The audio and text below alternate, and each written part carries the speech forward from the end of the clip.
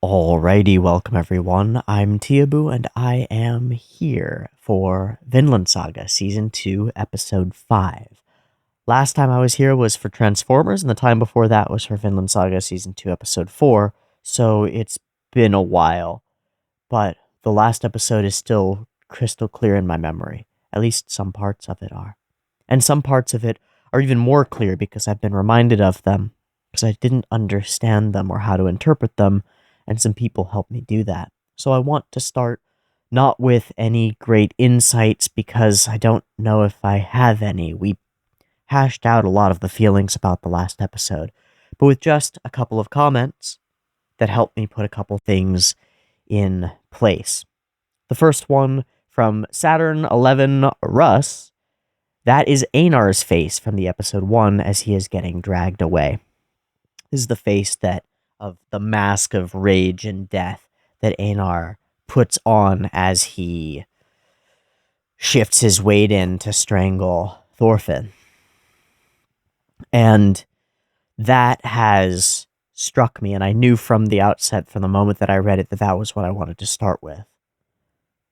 When we come back to this episode, and we come back to this show, and we move forward from here, because our last episode was an awakening, and that moment felt like it woke me somehow. It's more crystal clear than anything else now, what's being said. It hardly needs to even be pointed at, but that's maybe my job, so let me say it clearly. It's the rage and pain and frustration that Einar feels as he's being dragged away that is the same rage and frustration leaking out into his actions. It's that same person beaten and torn from his life that is willing to do that to somebody else. It's no coincidence. It's a perfect picture of one style of the cycle of violence. And so it's maybe the most important scene we've had so far, to me, for that character at least. There's a scene in Fire Punch where Agni smiles or makes this face that's not really a smile.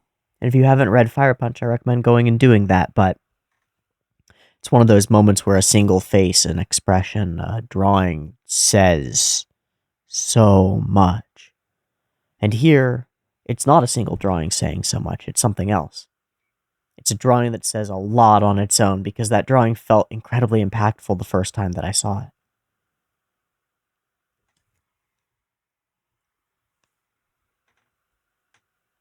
But it's the repetition, the tying together of two moments, to say that this moment and that moment are the same moment and the same brain is operating in both of them. And that blows my fucking mind because it seems just right. How often do the people doing terrible things turn right around and justify it because violence or terror was caused onto them? In my experience, almost always. Almost always. It's incredible. So if we recognize that in this character, and we recognize it in ourselves, indignant at being tortured by the world, rightfully so, because goddamn it is wrong that Einar was that was done to him, and his rage has gotta go somewhere. It doesn't just sit. Emotions move. They're moving things. They flow. So where does it go? It goes around his best and only friend and companion's throat. Because that man fits a label. How many of us do something like that? We've been hurt by something, and so we label everything that fits that something as harmful, and anything that we do to the people who fit that label doesn't really matter anymore. They're otherized to us. Here's one. I got one. And maybe you'll even agree that it's okay to act that way toward these people. Because it's a broad cultural group. Not in any sort of fucked up way. In the same way as Einar feels towards warriors, the people who take and destroy. How about landlords? How about that? How about CEOs? right? So what do we do in a world where tragedy and torment exist, and it does happen, and you can draw it the conclusion that it has come from as the direct results of X king invading Y country or whatever? How do we make sure that that doesn't leak out into strangling our brethren, our friends, the ones who could be our solidarity on our way out of it, and instead turns towards something meaningful? I don't know what that meaningful thing is, but I know that we can start by learning from Einar and turning away from the rage and violence because it won't solve the thing, right? Even if it had been Thorfinn, like even if it was materially him, if it, because that's part of Einar's justification at the end. He's like, it wasn't actually you. But even if it had been, it wouldn't have done anything to kill him here. So how do we move beyond this tension? Or perhaps we have moved beyond it. Where do we go from here? If we refuse to hate our fellow man, and that's a thing that I agree with, I'm into it. Some bad shit is going on in the world right now. It's a huge part of why I've been struggling to have a voice. Because I don't know what to sit down here and say. Because I don't know who to be. I feel I feel tears welling in my eyes now because it's so close to home. But I feel deep doubt and fear. I've spent my whole time being so focused on building myself into a warrior for a positive ideology of some kind, whatever that might end up being, a desire to move towards something meaningful. And I find myself doubting whether it will have the impact that I feel like it needs to. So I'm doubting my path and what I should do about it. I feel the need to have more of an impact, and I'm not having that, not doing that by doing nothing, you know? So I'm kind of cutting myself off at the knees because I'm not happy with how fast I'm running. Something stupid and spiteful like that. But I want to have an impact. I want to meaningfully change our experience of reality. I want to create ripples because I believe they're possible at like so firmly. So how do I angle myself to create the right ripples? How do I become the kind of person who can? And how do I orient my efforts so that they are effective in a way that's meaningful to me? I'm not sure. But it feels like the same kind of struggle. A struggle for all of us in some real way. The world is so much bigger than us. There are geopolitical forces at work in movement that are leading to bad stuff. Extremely fast changes. Dramatic upheavals of our reality. In the way that completely new civilizations, new technologically advanced civilizations moving into another one, create changes to reality. Ours might be folding in on itself from the inside out, but the effect will be the same. Great change. And many of us are, and I am not, and I don't understand how to relate in some real sense to those that are, because I'm not. Many of us are slaves in a meaningful way. In a world where all you can do is think about how to survive, how to not get beaten by the bully down the road, how to not get killed by your master or his idiot son, how to not get fired, killed because your livelihood relies on it. how to survive your work and not get sick and not get thrown to the wayside or eaten by something. And all you can do is just focus on your day to day. How do you point like this? If you're Simon the digger digging in the dirt, how do you pierce the heavens? How do you aim toward that? How do you recognize that it's possible? And then how do you do it? I'm not sure. Is this the way? I said in a previous episode that this is my farm, but is that the way? Maybe.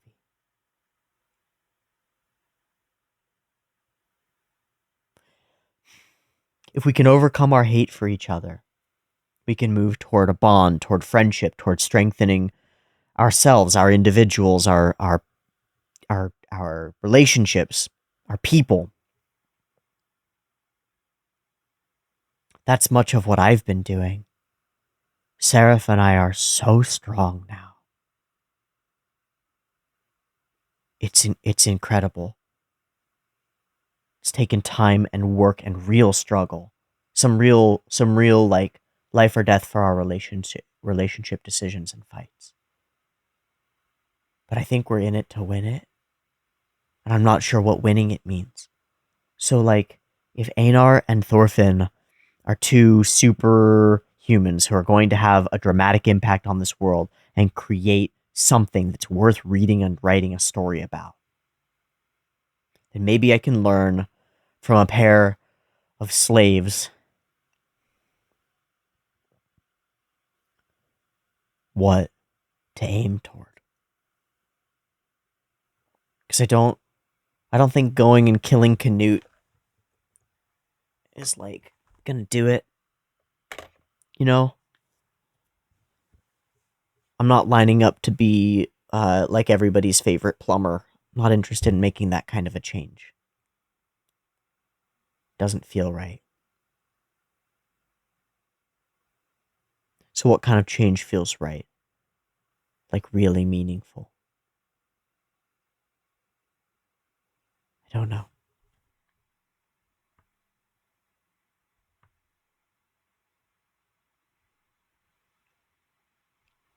The second comment that I wanted to mention is another face that I didn't understand. Mr. M9819. By the way, the face Thorfinn sees in his dream is actually the woman from episode 6 of season 1, the one who cared for him when he was injured, only to be killed along with her daughter when Thorfinn signaled Ashlad's raid on their village. She fed him and offered him shelter, and embodied the compassion and motherly love that Thorfinn had long been deprived of during his violent journey. The fact that her face resurfaces in his nightmares shows how deeply her death weighs on his conscience. Her face also functions as a stand-in for all the nameless faces. Nameless, faceless, innocent lives he's complicit in destroying. It's a reminder that Thorfinn's demons aren't just the warriors he killed, but also the innocent lives lost in the crossfire of his revenge-driven path.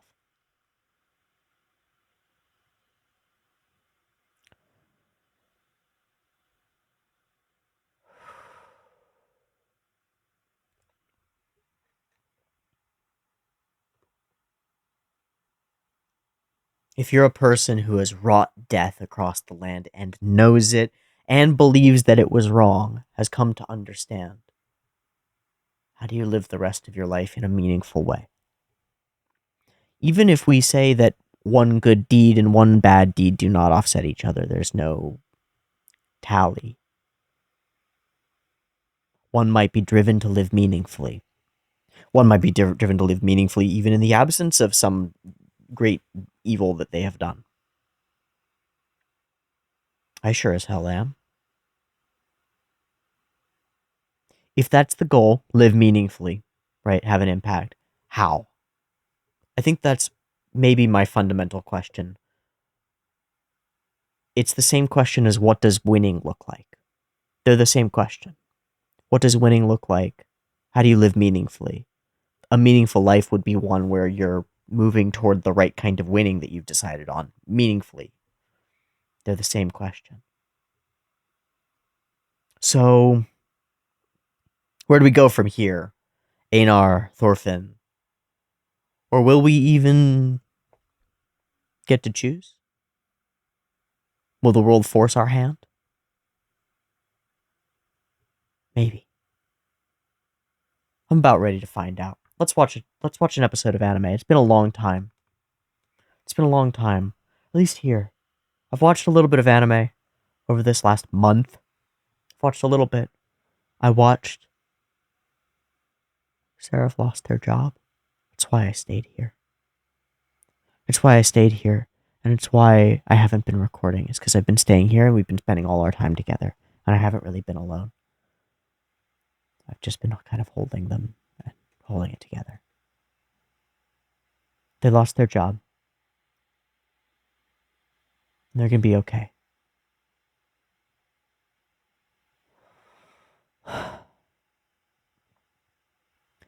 But during that, it was really hard. And so we watched their comfort show, which is reincarnated as a slime, which I had never seen. So I've seen the first 6 or 7 episodes now. And it was everything that we needed. Cute and dumb and silly. And we bonded over it in a way that I haven't really bonded over a show with somebody in a long time. It reminded me a little bit of why I do this, and it made me feel connected and at peace. I'm gonna cry again. We watched some of my comfort show, which is and has for a long time been Pretty Cure. Any number of them, but Go Princess.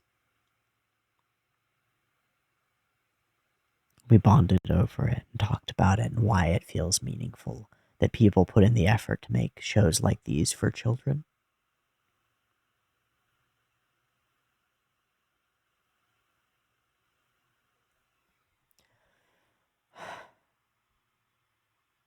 I'm sorry to get sidetracked. It's just been a long time since I've watched anime. And I miss it so much.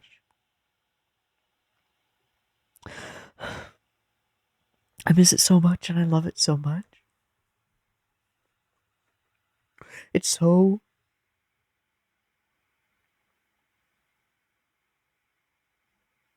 important to me.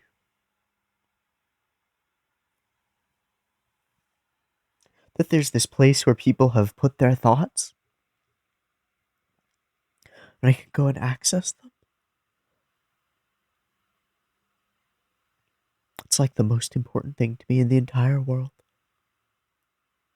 It's why I spend my time talking about it, isn't it? It's why the impact that I want to have, that I've been aimed toward, is spreading it. And spreading this love and appreciation for it in a way that's not flippant. I hope. I just don't know if it's enough. I don't know if it's enough. Is the world too big to save?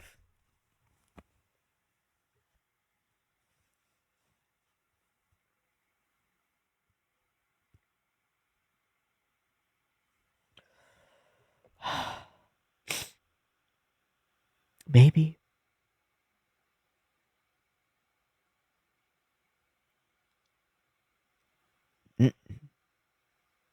Interesting. Sometimes I don't know a thing is true until I try to say something, and as soon as I've said it, I know that it's false. When I said, is the world too big to save? And I said, maybe, I knew that was false. It's not too big to save. It's just the wrong question. We are the world.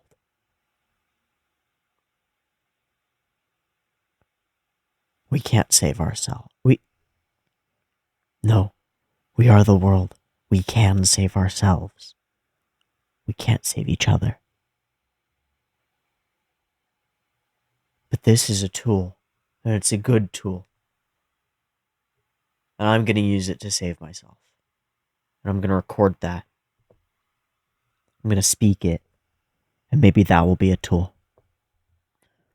That's enough for me for right now. That's enough for me for right now. I can watch this show now. I know why I'm doing it. At least a little bit. That's enough for me right now. We embark upon a path of blood. Let's see what that means. I think it's someone else's. I don't think it's Thorfinn. I think we're going to change our perspective. Vinland Saga Season 2, Episode 5, Path of Blood. There will be early access continuing on the Patreon. I will move toward having a schedule.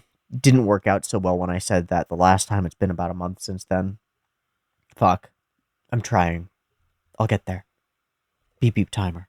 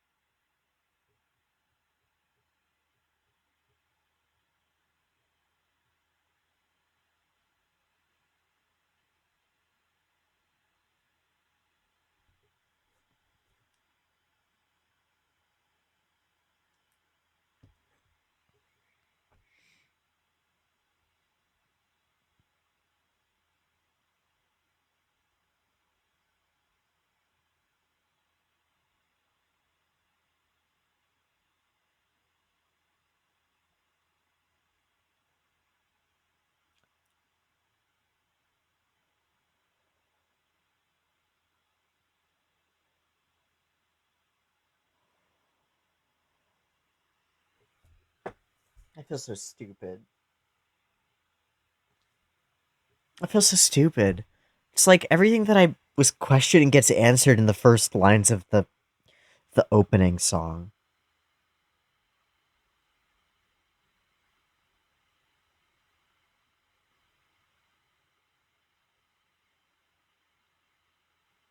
Can't stay in this hollow.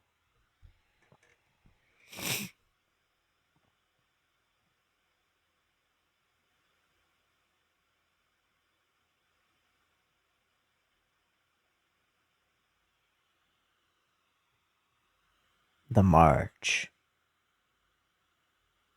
Whose army? The one we've left?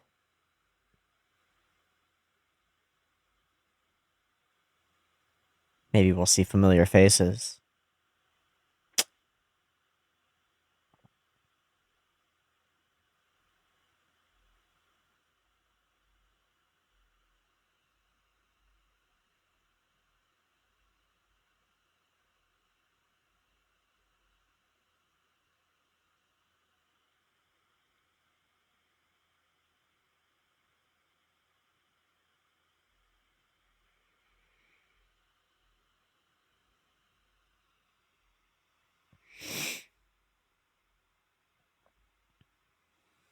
The moment I've sat up.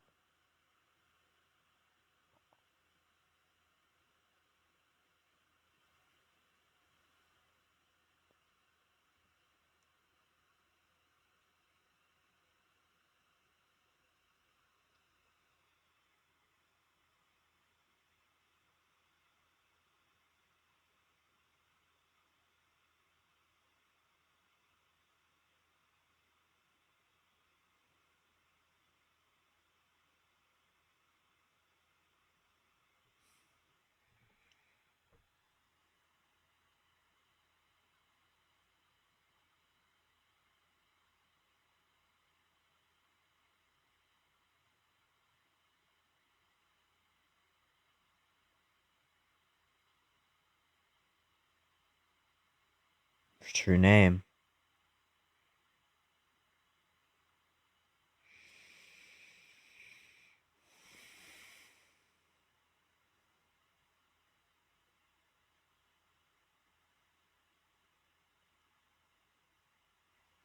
Rightful. Rightful.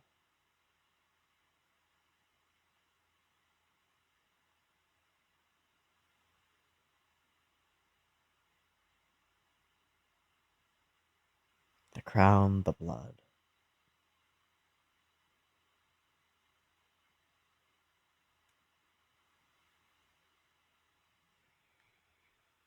No insights as to how he feels about it. Not yet. Ooh, which of those pullouts did we transition to CG Warriors? I think it was the second one. That was cool.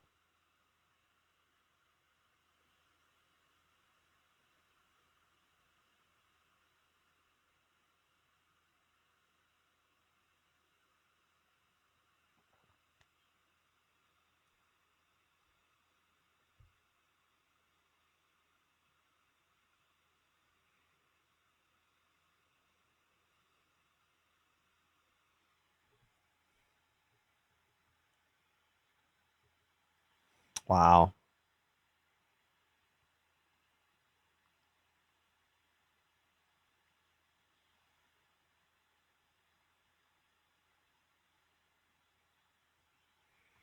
Hmm.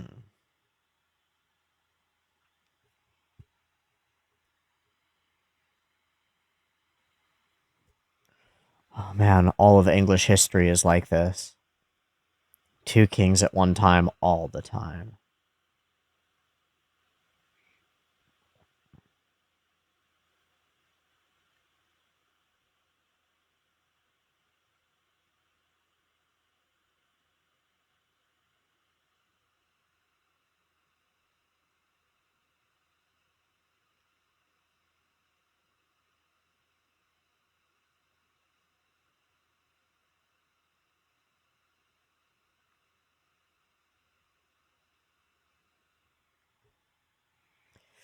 Save a lot of death.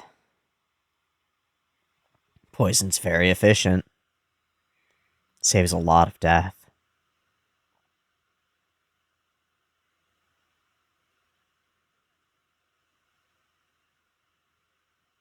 Run into a man. But what's going on inside him? Canute was quite thoughtful. Quite sensitive. Oh, wow.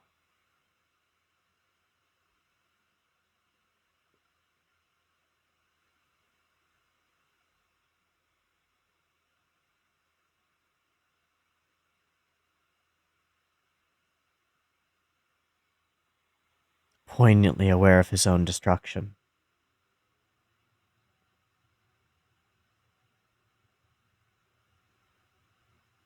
Why are they carrying children away? Oh. Selling them. What you do?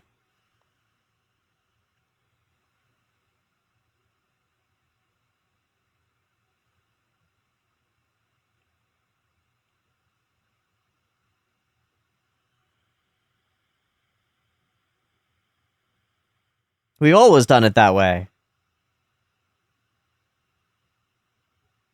Okay. Okay. Okay. My guy Gunnar, you're gonna be on a spike, dude.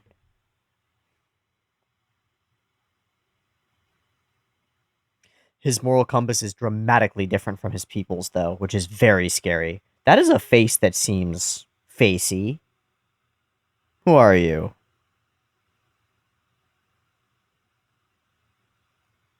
Who's that voice? He sounds like butter on silk. Floki, we have met him.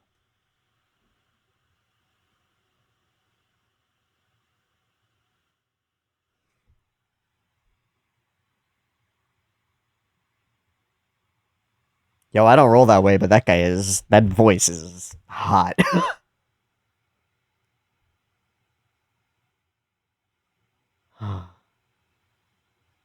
Ah. Wow, what a great distinction.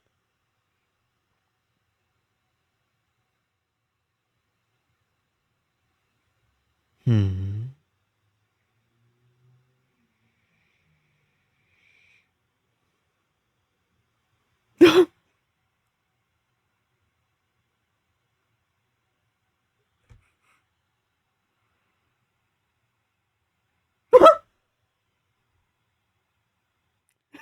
Aren't you guys on the same side?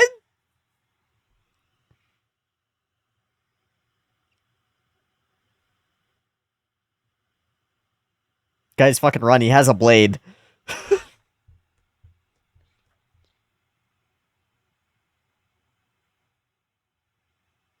Oh, the music's awesome. One punch might kill him, dude. I miss him so much.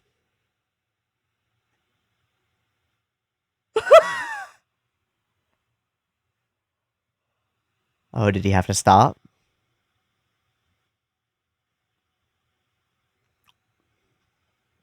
So you don't get to go full murder.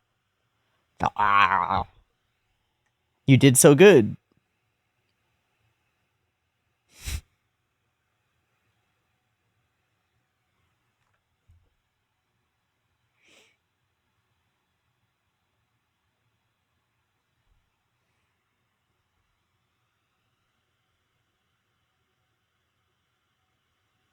He's not the one you need to cut the head off of. Oh my god, he's going for his own meaningful life. Just meaning for him is a little different than for me.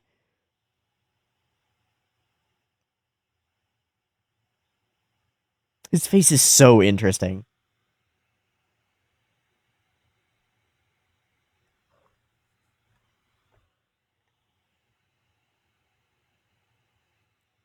I have.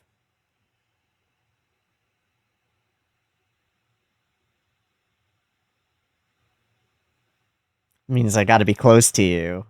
Yeah, you should keep him around. He's a good bodyguard, at least. Thanks, bro. I'm working on it. It's hard.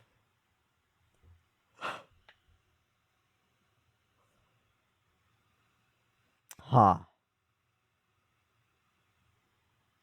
Title. It already is, though. I'm reminded of Griffith.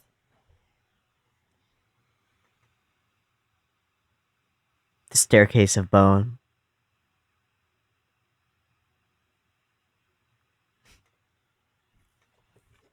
He's so cute.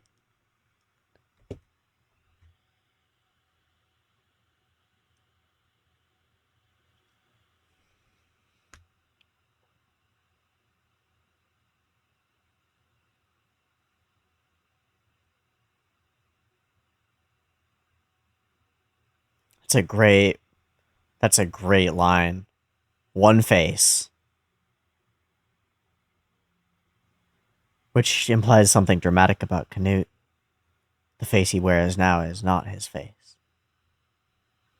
Oh, are we at the farm? Are we done with that bit? No.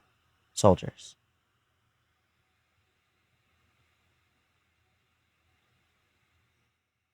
Oh, nice.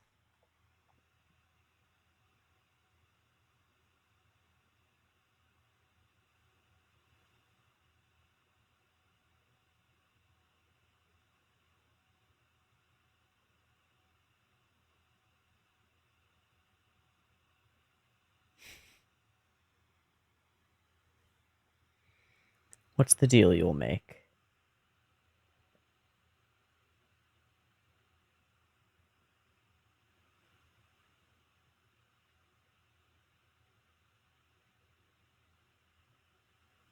I don't think he wants money.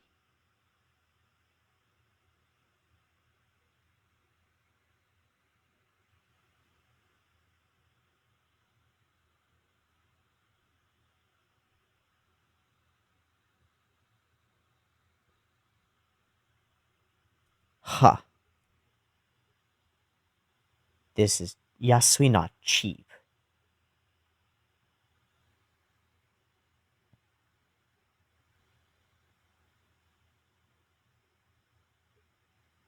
He's playing a role. But why? For more money or for more power? I'm interested. Because his long game isn't so incremental. He wants sweeping change immediately.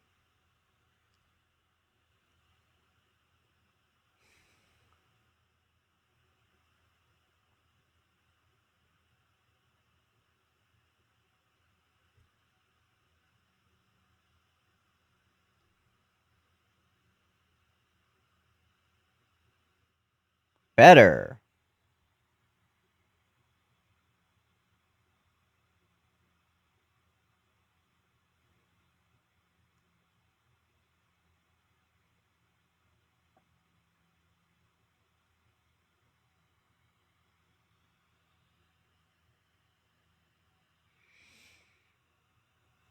Why? Why would he take that? He'd just stay in Mercia.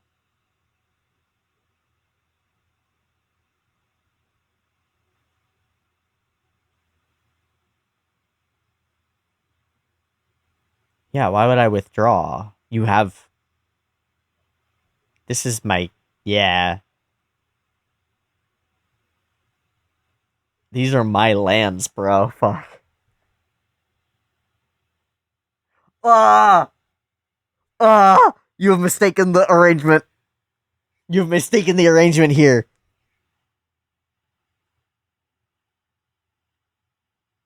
I'm not leaving.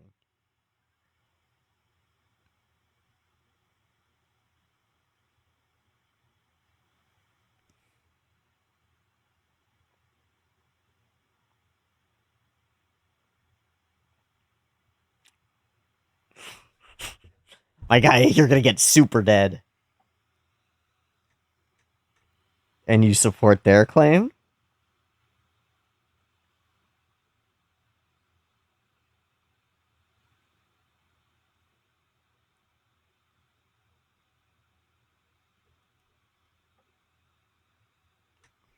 Oh, so you think that he would be okay with what you've done now? Yeah. You're stuck, man. You either align with us. This music is crazy good. Yeah, deeply cruel. It's beautiful. He's stuck. Choose.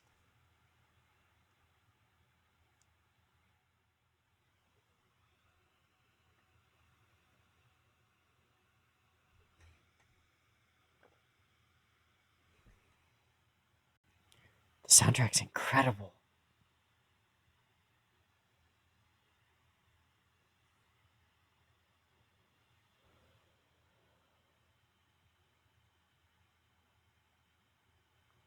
Saying that he's betrayed you.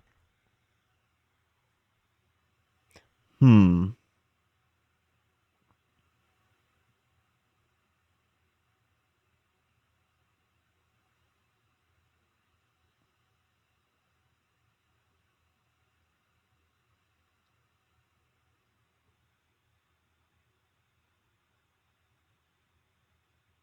Ah. Poison.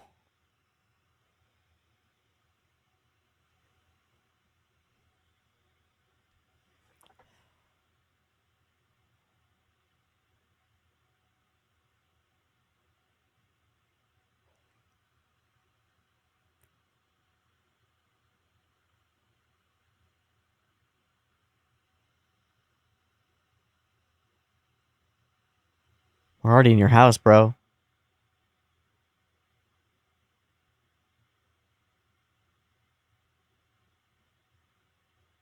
Yeah. Yeah.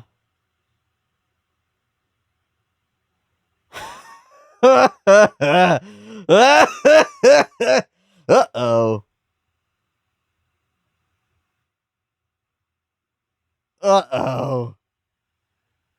Oh man, this is gonna be bad news. It's gonna be bad news. Bad news, babies.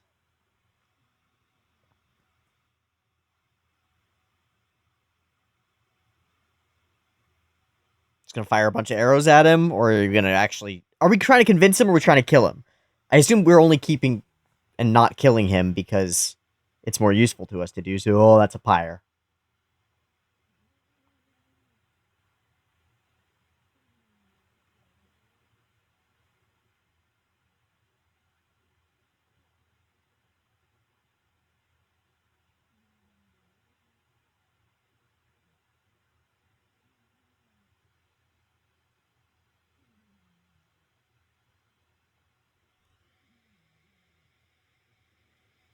Were there more across the land?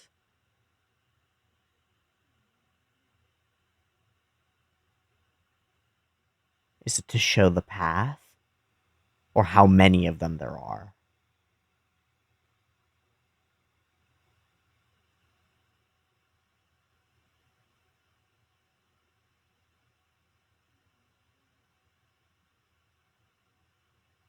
Or is that the signal to march?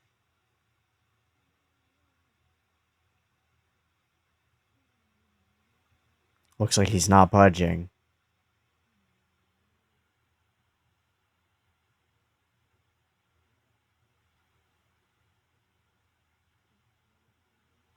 Oh, signal fires. Or are they towns?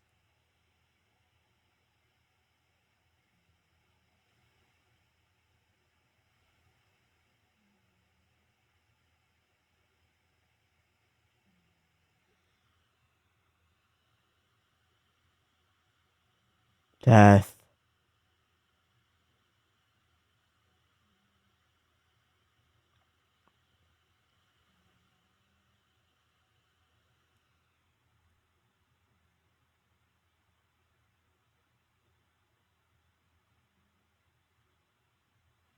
Destroy everything. Whoa.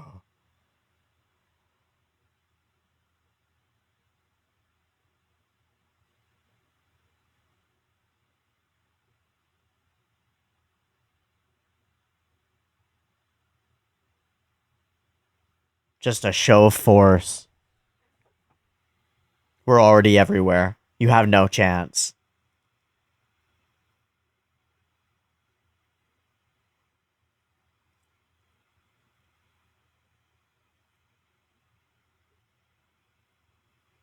It sure is. He's fundamentally trying to prevent bloodshed, but he is not averse to doing it if he has to.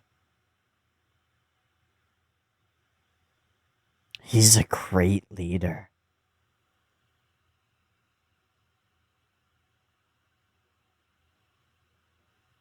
A burning leader.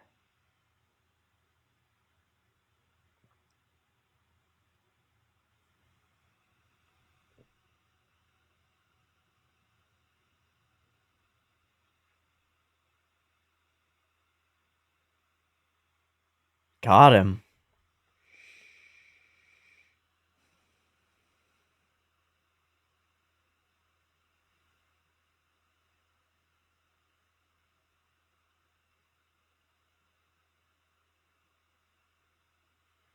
United. Oh, never mind. Not united. God damn it, Edmund.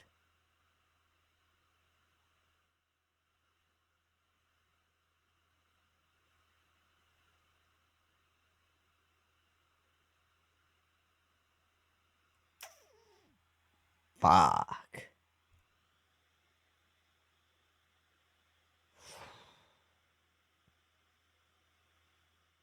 Yeah, he's so not happy about it. Yeah. Let me swing my axe.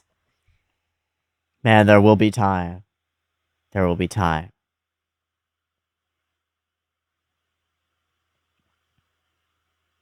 Hmm.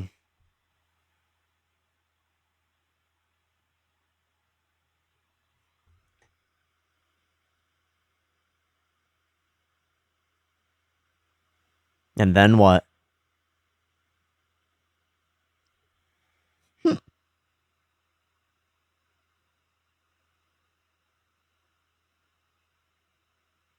Hey, hey. Sword in sheath. For how long? We'll see. All was dark rooms, man. Like the other coronation was all in lightness. Canute in the darkness. All eyes on him.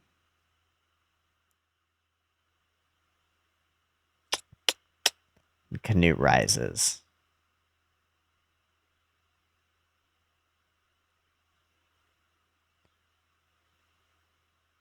Path of blood.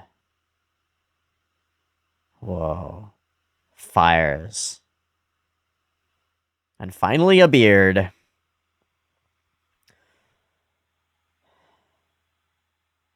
Oh. That's one way to change the world, I guess.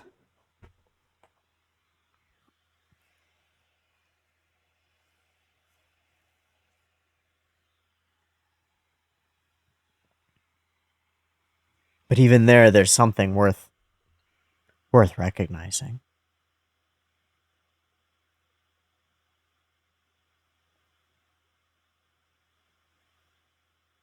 The only way you can influence and create any kind of change is if you're willing to upset people who do things the way that they've always done them.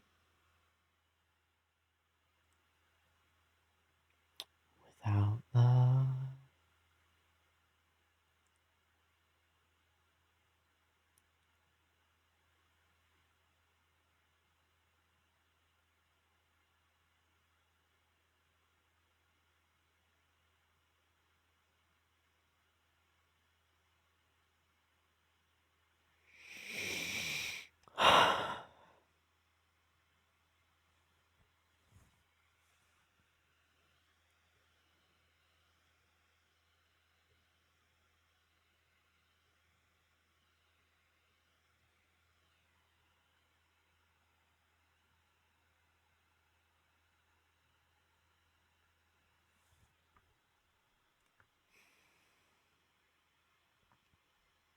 don't know the title.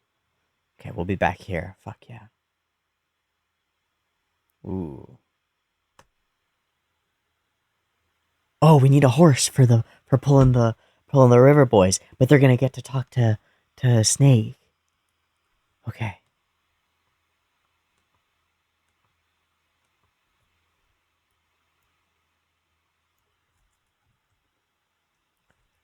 I keep coming back here. Y'all. Because it feels like every time I start one of these videos, I'm in a place of questioning. I have been for the last couple, at least. And then I start watching, and the OP hits with "To the unknown, I'll go against my sorrow," and it all just sort of melts off of me. It's like, holy shit. My sorrow might be real, but it's nothing. It's nothing in the grand scheme. I know that it's okay to forge forward into the unknown without having an endpoint. You know, I spent time in our opening sequence really doubting and expressing those doubts as solidly as I could in a place of confusion and fear. How, when you're stuck in a place, can you point upward and out of that place? How, when you're in the midst of the pit and you can't see the light outside of it, how do you know which way's up, right? Where do you go? Where do you go? If you're just stuck and stagnant, where do you go? And the answer is against your sorrow. Ow! Ow! It claws at me. You want a point of direction? Toward darkness, toward sorrow, against it, against the river. I can't stay forever in this hollow. I was thinking about that. Today. The email that I built this channel on is Hikikomori. M-O-A-R, more. I was thinking yeah, that's right. Thinking of this today. That's right. There's more to life than being stuck in a room. There's more to life than being a hikikomori. There's more to life than being stuck in a box. Even with all the media to consume and create or whatever, there's more out there. I can't stay forever in this hollow. It has more meaning than that. It means something internally, too. A hollow place inside me. That's what it makes me think of. I can't stay there. That's right. So into the unknown I'll go, against my sorrow. Every time the OP just slaps. And it slaps me like it feels like it slaps me. The march. It's so cool to me. This show has, some anime with an immense budget, you don't feel the sort of anime style cost cutting. And some you feel like it's nothing but anime style cost cutting. And I kind of like that feeling. And this one hits this in-between zone where it creates some really incredibly cinematographic feeling moments and vibes out of things that are very cost-cutting-y. Does that make sense? The marching is powerful. Just the interlacing and placement of these cuts and where we switch back and forth and how we hold on Canute's back behind him, not his face, his back, following in his wake. He's got a direction he's set on it, and we can't read his face. He's just going. We see all these memories, and we see his face in the memories, right? Just there, this young, like a child, really, truly a boy. And we see the shock in his beautiful eyes. We see the experience again, some scenes from the first time that we saw them, some different. And we return to here, and it's all inside this man now. We don't know where it is or how it's settled. He just marches. Okay, I want to answer my question from before. Here we are. We pull out. Those are 2D. We pull out. Those are CG. Yep. Cool. That's smart to do this transition in multiple stages like this. as though these would probably be multiple panels in the manga. I love how we pull out to these big map-wide historical sequences. They remind me of my very early childhood when I read through Winston Churchill's History of the English-Speaking Peoples, and it deals with a lot of the interplay of peoples throughout Britain uh, during this time and past it. It's amazing how much of the history of that island is this guy is king, but also that guy is king. He kill each other. Damn. So much brothers killing brothers. I think that Canute could have stuck with this sicko bob hairstyle. It's pretty cool. I think it's androgynous and hot. I think that the incredible destruction and death that we are made witness to is horrifying and right on. It's a fact of life and a fact of reality. And so we come to something pretty interesting. We spend our time establishing the horrors of war and pushing through, and we don't investigate Canute's behavior or decision making at all. We just watch what he does. And what he does is prevent and outlaw the capturing and pillaging of women and children, and put his own men's heads on spikes if they disobey him. He holds a hard line on certain moral things that are not the moral custom of the people who live here, like at all. Raping and pillaging is the way. It's the way it's always been. And he's changing that. And we don't get some big speech about why. He doesn't convince anybody of it. Not one person does he convince that this should not be the way. Not one. He doesn't change a heart or a mind. He doesn't say he's doing it to win over the people. Not at all. It's smart, right? If you have killed a bunch of the people in a land and you want it to grow again at any point, you're going to need living, happy-ish women and children to grow up into the people to make a new society, right? Not slaves to be sent around killed and raped to death. There's this element of understanding to him, to what he's doing. And yet, everything I've said here is as he rides his horse with his advisor through a field of spiked skulls that would not be on spikes were he not invading this land and taking it over. He's continuing his father's conquest. This is conquest. He's doing it nicely, comparatively, but it is conquest, right? And we must investigate this a little bit because conquest for a huge portion of human civilization was good. 2 thumbs up, no holds barred, alloyed, like, yeah, people get hurt by it, but it's good. It's the right thing to do. What you do is get power and gain more power, and the way to serve your nation is to make it grow. The great heroes and kings are the ones who made a kingdom, and they did it with violence. They did it with the sword. They did it with death. Conquest. Who took and organized. Something pretty horrible about that, isn't there? It's something we do not like in the modern world. We'd like to think that that ended in 1945. Right? No more nations conquering nations was the idea there. Nuclear, mutually assured destruction, no nations conquering nations. It's not working. We're built for this in some real way.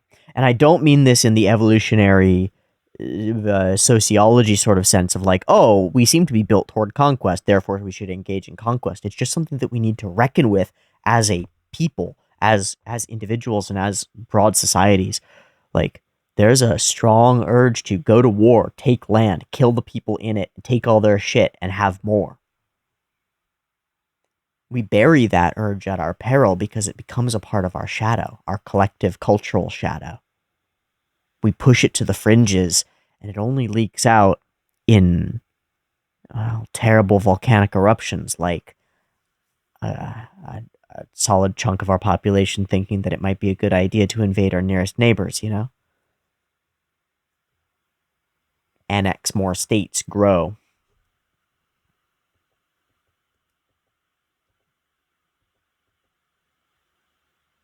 Canute sees.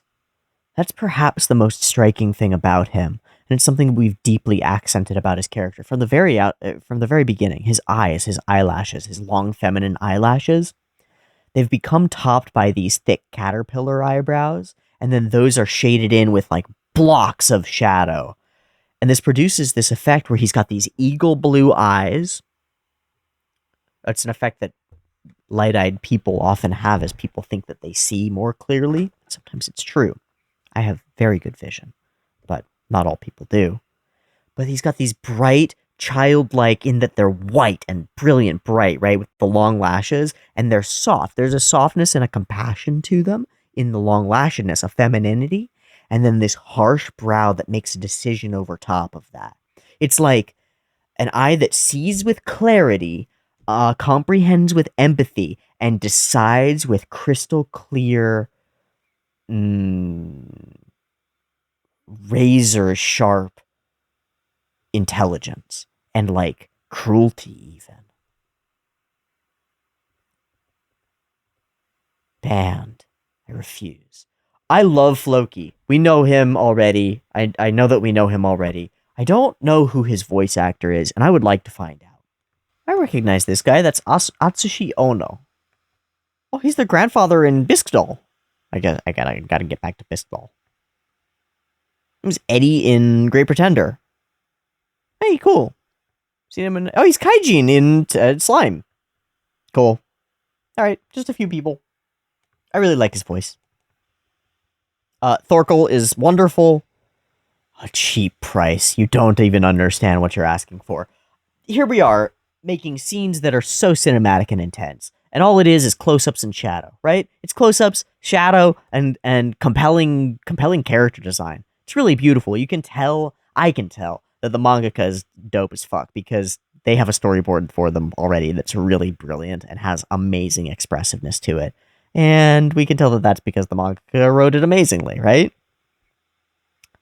Courageous indeed, so let us test him.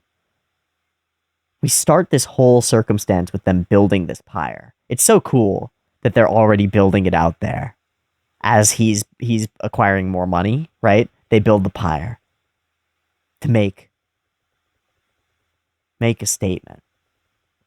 Now, it's an interesting one because it's a little bit silly in some meaningful way because he doesn't need to bring this guy out here and show him this. He can just kill him. But it shows us something really cool, which is Canute's way of doing dealings and also his willingness to wield real power. There's something else here, though, is that he's done a little bit of a trick where he's divested himself of responsibility. What he says is, you have just reduced Mercia to ashes, right? But Canute, let's not mince things, right? Canute reduced Mercia to ashes. This guy decided to stand in his way, and therefore Canute said, this is the meaning, this is what I must do. But he made the game, right? He made the game.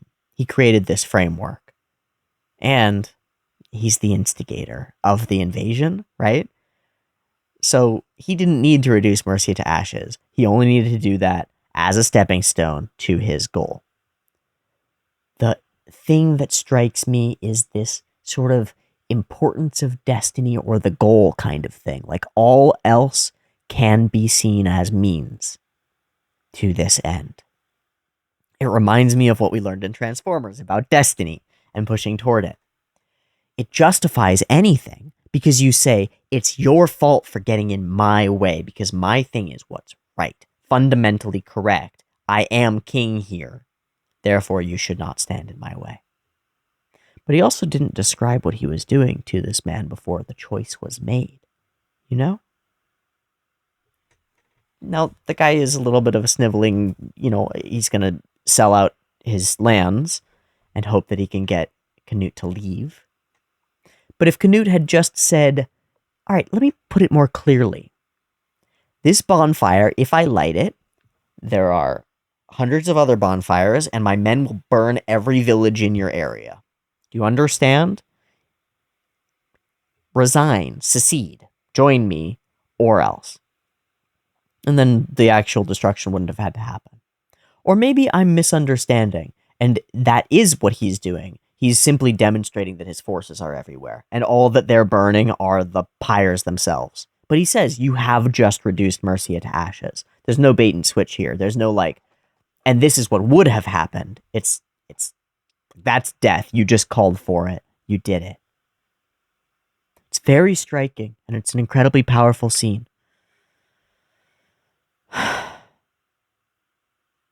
It's also strategic and intelligent and brilliant, but there's something about it that rubs me the wrong way.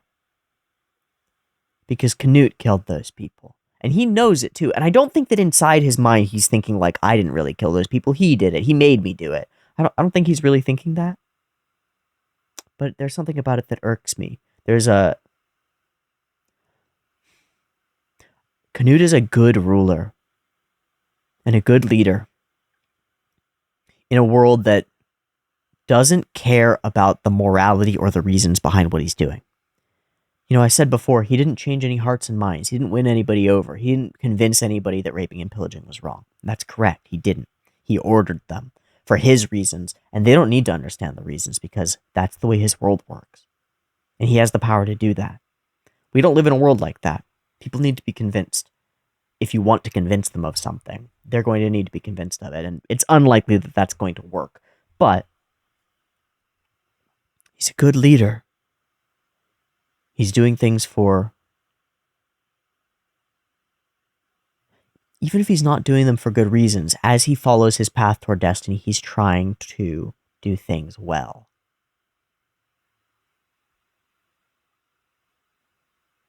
But I think a really great leader would take full responsibility for destroying this portion of the land. I don't know. This is what it means to go to war with me. I can burn you all to ash with a single word. It's great power, and it works. But perhaps I should look even more broadly. This world has been torn by war like this for forever. Conquer and conquer and conquer and conquer.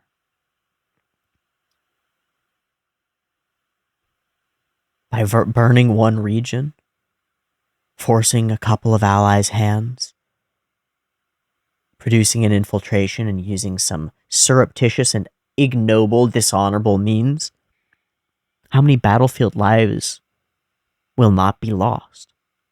Not saved, but will not be lost.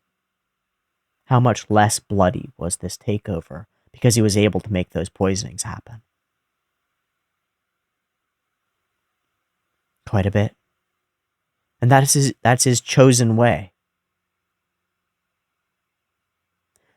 It puts a color to this scene when we're marching through these fields to me.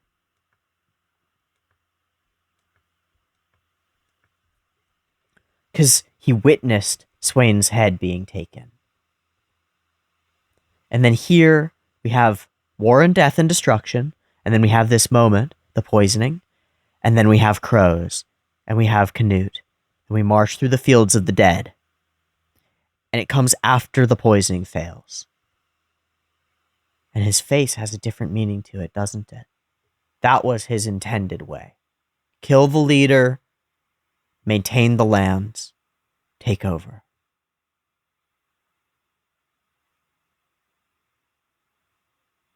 So his face takes on a new meaning to me.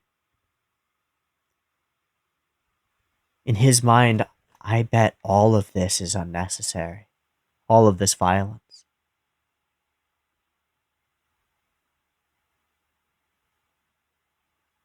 If he could trust them, I feel like he would he would gather. No, you can't trust them in a time like that, not with bloodlines and stuff. You have to eliminate the heads of other families, but then you don't need to kill all the people.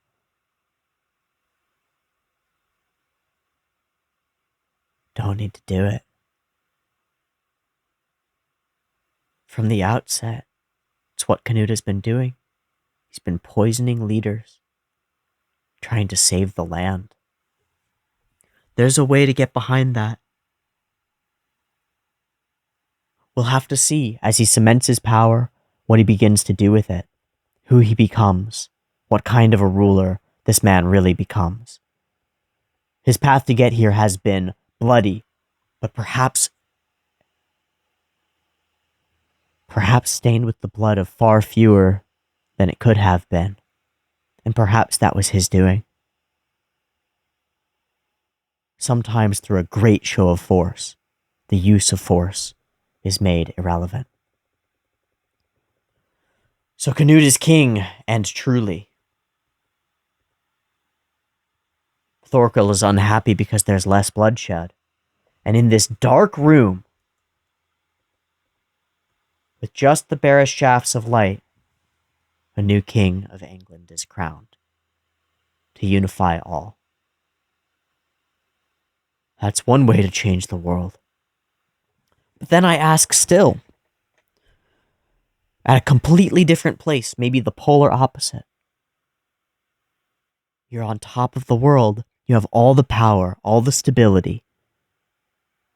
Everything you've been fighting to do is done. The quest for unification, complete. Your father's dreams and goals, achieved. You sit atop your throne with the crown upon your head, and do what? And live how? Why? Which way is up? Where's the sorrow, and how do we push against it? Because if that's what Canute does, and I become a fan, man, how then will his motions impact our lesser characters, our mainer characters, right? How will the politics on the highest end affect these slaves in the fields at the lowest?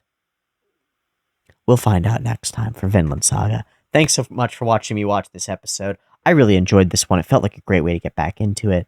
I'll catch you next time for more. You can find early stuff on the Patreon. I'll see you there. Thanks so much for watching and enjoying and communicating and talking. If I got anything wrong or you have any insights you want to throw at me in the comments, or any thoughts in particular around the Mercia situation and the way that he negotiated that, or his facial expressions and what more we can read into them, I'd love to know about that.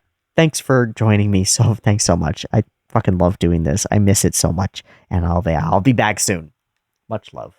Peace.